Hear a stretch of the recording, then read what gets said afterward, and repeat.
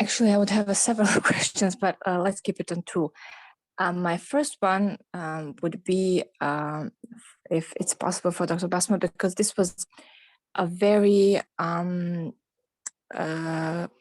very interesting question, but it was filled with so many good arguments and points and ideas that somehow for some of these things that you've said, I feel like I would need a bit of more explanation, or see, the one that I think I mentioned in comments is the one about self-actualization of women, and how men are supposed to provide conditions for women to reach self-actualization versus to control them and such.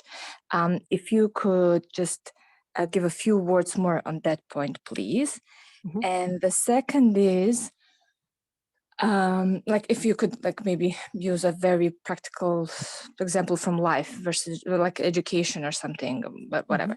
And then because we know that very often it says that it's not that necessary for women to be as educated and to be scholars and such. I mean, maybe you maybe not that often, but I guess that sometimes it's like it's not women's field. Women are more to be in family and rear children and, you know, keep house clean and all of that. And second question would be, often when it's spoken about good deeds of women, it says that it's Islamic perspective that women should be obedient to their husbands.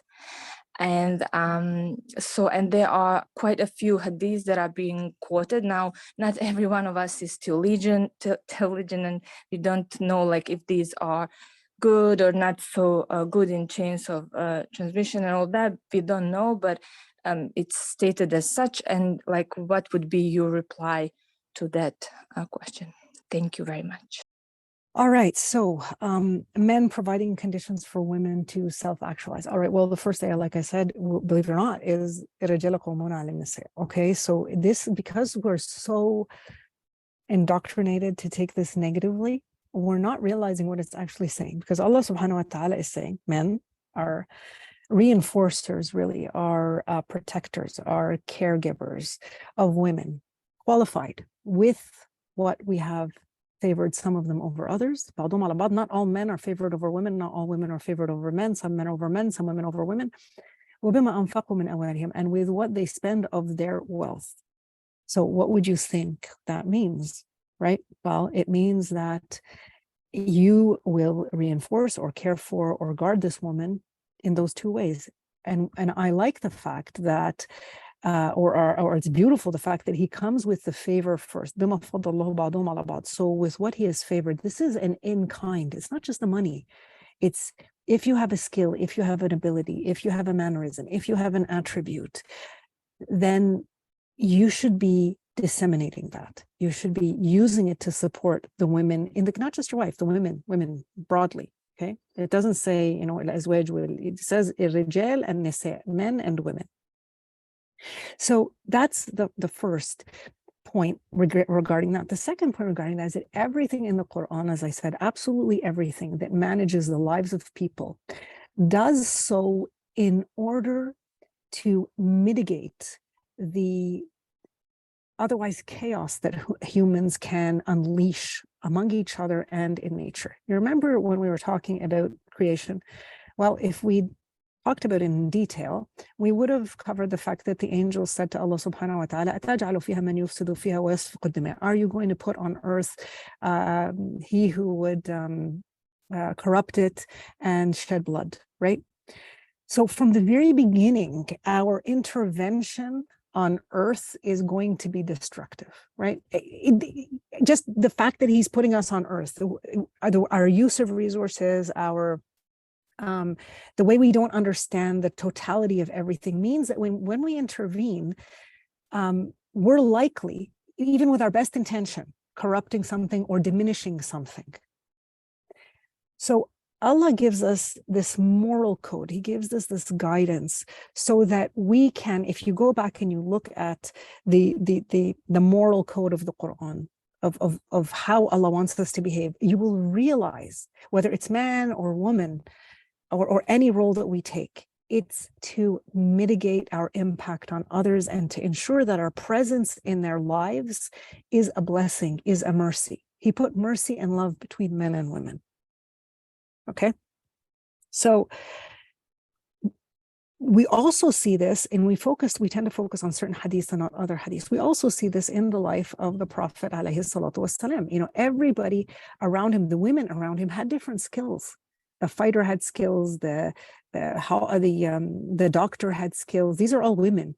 The market inspector had skills, all of them, and there's nothing that stopped these women from exercising their skills. To the contrary, because everybody was following through to the best of their ability on the moral code, on the guidance of Islam, everybody was allowed to be that shakila that Allah subhanahu wa ta'ala gave them, the interest, the leaning that Allah subhanahu wa ta'ala gifted them with. So an example, you asked me for one from education. Well, the one I gave about the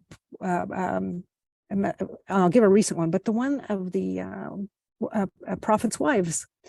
And this is a huge example. Who were the repositories of Islamic knowledge? It was their wives. Hafsa is the one that had the Quran. Sayyidah Aisha is the one that had her own version of, the Quran. They not only taught it, they also taught about the Sunnah. So these were the key banks, so to speak, of Islamic knowledge. They were women. And if you look throughout history, they were not unique. What ended up happening is with modern times, it kind of got buried, the women's roles, but a lot of women were teachers to the big imams. Most of them had, one or two female teachers in their careers. So this idea of education for a woman being less is a huge waste of our resources, is not in the Quran. Rabbana subhanahu wa ta'ala does not distinguish between men and women when it comes to knowledge. And it's at our own peril that we give in to such, nonsensical interpretations. How are you going to understand the Quran if you're not knowledgeable?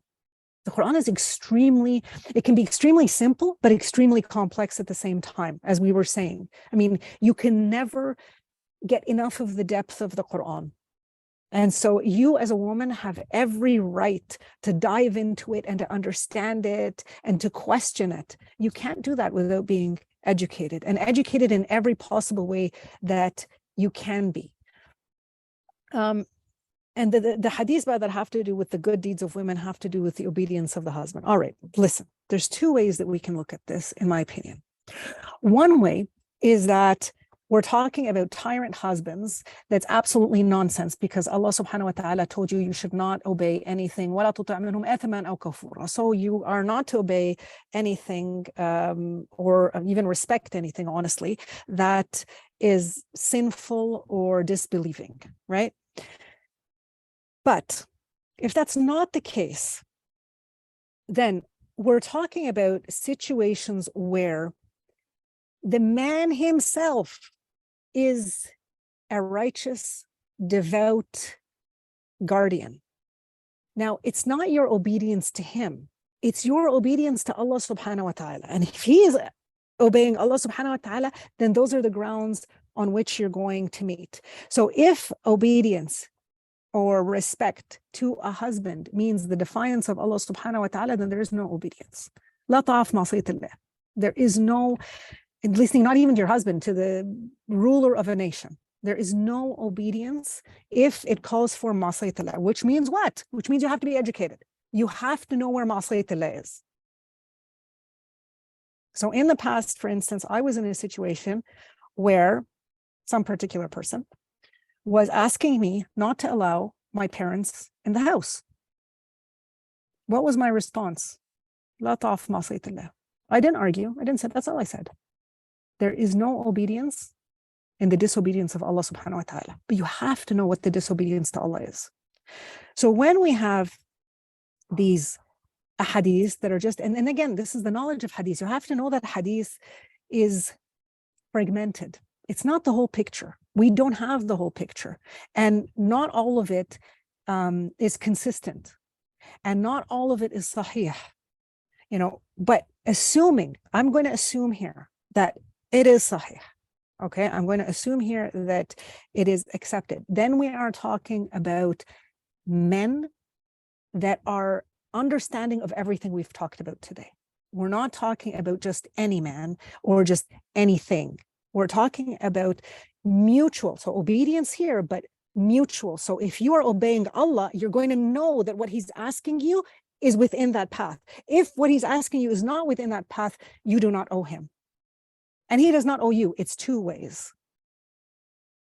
So we'd have to take, you'd have to bring me the exact ones or send them to me, and I will give you I'm happy to comment and to talk about specific hadiths rather than us talking in the abstract. But you have to be very careful with hadith. Very, very careful. It's very different than the Quran. The Quran is the word of Allah subhanahu wa ta'ala. It is unchanging. It is infallible. The hadith is very, very different. And so much entered the hadith regarding women that was inauthentic, unfortunately. So you have to be very careful with that. And again, if what you read in hadith does not, as I said, conform to the Quran, then don't worry about it. Because the Prophet ﷺ was a walking Quran. So if you're reading something that seems silly in hadith, it probably is silly, I guarantee you. But you have to, again, know the Quran. This is quite specific. Okay. The sister is one of two wives. And she says that the husband spends equal time between each household. However, for a year now, he hasn't slept over in her house. So while they have the conjugal relationship and everything in that respect is fine, and she's now pregnant, she feels really hurt by the fact that he hasn't spent a night in her house for a year. So she just would like some advice on that. Well, the Qur'anic advice is this is unjust on his part. This is clear from the Quran, even to the Prophet ﷺ. As I said, he was required to at least give enough that none of his wives would feel abandoned, which is unfortunately the way that our sister is feeling right now. I think the part of the solution that comes for something like this is a candid discussion. I don't know, obviously from the question, if she's communicated with him about her hurt and about her need for his presence, not just during the day or whenever is convenient for him to be there, but that she needs his presence in the evenings and she needs someone to be there. That's a first step. A second step, and again, because I don't know the whole situation and not that we can discuss it online, is part of the problem is that when people don't know, and I don't know if people do know, but if family knows, maybe someone can speak to him or a close friend, if she doesn't want to be put in that situation, to explain to him that she's hurting and that she needs him to be there. And maybe now that there's a baby coming on the way, maybe he would be more amenable to accepting that her welfare is important for the welfare of the child. It's both together now. It's not just one human involved. So in this particular case, if she prefers to stay in the marriage, inshallah, the only route really is communication. First, she to communicate openly and honestly with him, but then perhaps to have a family member or a close friend speak to him as well, and to do dua that Allah subhanahu wa ta'ala brings about what's best in her situation. Okay, so I think she understood your answer, and she's just said that she spoke to him and she has expressed her dissatisfaction and that she feels hurt, and she's ultimately asking if she can ask, she has a right to ask for divorce about this. Yes, the answer to that is simple. You have a right to ask for divorce. Okay, 100%. Nahla, I think you got the answer. So 100% you have the right to ask for divorce for even less than that. I have one more question here. I see it. You do? Yes, Dr. Jesser actually just answered that question. The question is about men, some husbands requesting for wives' permission to leave the house.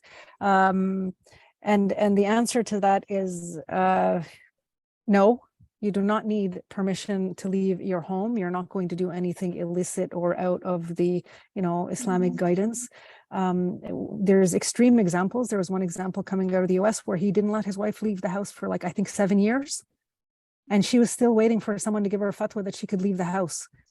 No, you do not need fatwa for something like that. And again, please, my sisters, and for your daughters, please stipulate these things before you get into a marriage so that you know the character of the person you're marrying. I mean, it almost sounds crazy that I say to you, stipulate that I will not be asking your permission to leave the home when I need to leave the home. Because that is not part of, it's not part of the Quran, it's not part of the Sunnah, it's simply not there. This is a tool for control and just making the woman's life miserable. And making it difficult for her to carry out the activities that she has to carry out on a daily basis. And we hear tragic stories of my mom is sick and dying and he won't let me visit her. He's not allowed to do that.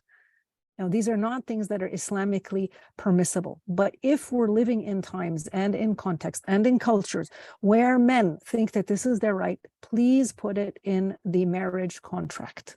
And then it'll just make your life easier afterwards. But no, you can, Islamically, you can leave your home and take care of your business. And we don't have precedent of that, obviously, in the Quran, nor I believe in the Sunnah. Of the Prophet. I'm not talking about the companions. The companions, they had different characters. Some of them were jealous. Some of them were, they had their different, but again, that's the nature of the man and his character with his wife. That's not Islam. So you can make room for your husband's character if you want, if he's a jealous person, but it's not Islamically. Islamically speaking, that right is not, that privilege or right or whatever, however you want to think of it, is not available to men. So this really leads to next question or comment rather. It says that in Bosnian culture, that responsibility for the upholding and safekeeping, if you want, of the marriage is often prescribed just or put on shoulders of women. So could you just, again, it's kind of cultural, I suppose, specificity versus what's Islamic, what's actually stated in Quran and Sunnah. So could you comment on that? That is cultural specificity. And to the contrary, if you delve into the Quran and the Sunnah, you'll find that the man has quite a big responsibility as well. قدموا, something لأنفسكم, as we were talking about earlier, present something for yourself and for her. This is on the part of the man, not on the part of the woman. So it is his responsibility. The ajr that women and the sadaqah that the women should receive are on the part of the man. So the man is the one that gives the sadaqah. The man is the one that gives the ajr. The man is the one that presents something in kind for himself, in kindness or a kind word or something sweet. That's what the Quran covers. Again, the only thing that it says in the case on the side of the woman is that she's righteous, she's devout, and she preserves what Allah subhanahu wa ta'ala needs her to preserve, as Allah wants her to preserve, not as her husband. Again, this is part of fiqh, that they took that to mean preserving her husband's secrets. No, it's preserving what Allah wants her to preserve, which naturally includes her husband's secrets. That it's really a response to Allah subhanahu wa ta'ala and not necessarily in response to her husband. That's what Allah asks of the woman. But on the side of the man, you find the much more practical commands of you have to give and you have to take the material aspects and the in-kind aspects. So what you're talking about here is really Bosnian culture. It's not just Bosnian culture, it's culture the world over almost. And I think the society and the culture can begin moving out of it gently, but again, with balance. It's not an all-out break. The things that you're doing good as Bosnian women, upkeep them. It's beautiful to be doing some things that are good. Don't throw the baby out with the bathwater. But the things that you are finding too burdensome and that are really weighing down your life and weighing down, even more important, your relationship with Allah subhanahu wa ta'ala, these are the things that you have to begin moving towards adjusting gently and gradually and over time. I'll go with the last one because it just connects with what you've just said. It again says, thank you for the wonderful lecture. As you said, anything can be put in marriage contract. So could you please, and it says here in Bosnia, the main argument is that you cannot forbid what Allah subhanahu wa ta'ala has allowed. Could you please equip us with the argument that such provision can be included in such contract? You are not forbidding what Allah subhanahu wa ta'ala has allowed. I said that when I was talking. I said up to 4. You are not forbidding. You are saying that you do not accept it. You're not forbidding it. He can divorce you and go marry 4. You are not forbidding his right to marry more than one woman. You are simply saying, I cannot be one of those women. I am jealous, or I want you all to myself, or whatever it is. The Prophet ﷺ refused it. Sayyidah Fatma. He said, what would hurt her would hurt me. Was he forbidding what Allah subhanahu wa ta'ala would allow? No. Sayyidina Ali, he stayed with her until she passed away, and then he married multiple women. It was the same with Sayyidah Khadija, even though there was no prohibition, but he married her until she passed away. Obviously, she had a makana with Allah subhanahu wa ta'ala. She had a station with Allah subhanahu wa ta'ala that did not permit that. So there's another argument, she had a station with Allah. In the second instance, the Prophet himself refused that his daughter be part of a polygamous relationship, but he was not outlawing what Allah permitted. If Sayyidina Ali wanted 4 wives, he could have left his Sayyidah Fatma and went and married 4 women. I'm not preventing that. So that is your argument. You can say, this is not something I can handle. I am not preventing you from exercising your right. You can go do it, but I just won't be one of the 4. Okay, and then definitely make it default. Every single woman, every single daughter, please put the dissolution of the marriage is in the hands of both spouses. And then teach your daughters and yourself to be self-controlled. You are not taking this privilege or this right, and I'm sorry, you cannot hold it, and you will make the rest of the women look like they are chaotic and under. This is a privilege and a strength, and you have to be very strong if you are going to have it with you. Okay, so you have to be well thought, you have to know, you have to think before you speak, you have to sleep on matters for a very long time. This is not something you take lightly. It's not something I'm advocating. So the next day it's going to be said, Muslim women are crazy, and every second day one of them is giving a divorce to her husband. That's not what I'm saying. And I want to make it clear on the record, it's not what I'm saying. If you take this right, if you put this in the contract, then you have to be a very mature, calm, collected individual, so that you do not pronounce something or decide on something that you are not ready to bear the consequence of. Not only for you, but for the rest of the sisters in this ummah. So moving one more, we have, again, final one that Sahia mentioned from Amina. People change over time, so our husbands are not the same as we met them before, and all of a sudden making stuff up. And they're always threatening with Allah, what Allah says. But what Allah says that we are husbands. Yes, that is, so we are our husbands' amana, and they need to treat us with respect. Yeah. So I suppose she recognizes people change. What she's recognizing rightfully is that people change. Yeah. That we marry somebody, and that over time, even we change. They change, we change. You're going to find yourself, you're not the same person you were 10, 15, 20, 30 years ago. You're not the same person. And that's why, you see, from the very beginning, if we teach our faith properly to our daughters and ourselves, and we recognize that we are this sanctuary, physical, spiritual, that sanctuary changes just like your home. Your home, I doubt, stays the same. Sometimes you just paint the walls a different color. Sometimes you change a piece of furniture. But your home doesn't stay the same. You don't stay the same. Husbands don't stay the same. The concern here is that the husband, after passing of time, all of a sudden becomes, or it seems all of a sudden, he talks about what he's owed I'm owed this and I'm owed that. And he forgets that he also owes, that he owes her love and respect and care and giving. And he is also her sanctuary. So I understand that. How do we deal with that? Well, if we're raising our kids, then we deal with it very early on, and we teach our youth what they must represent to each other. If we're talking about our generation and older, it becomes a bit more difficult because we haven't been trained that way.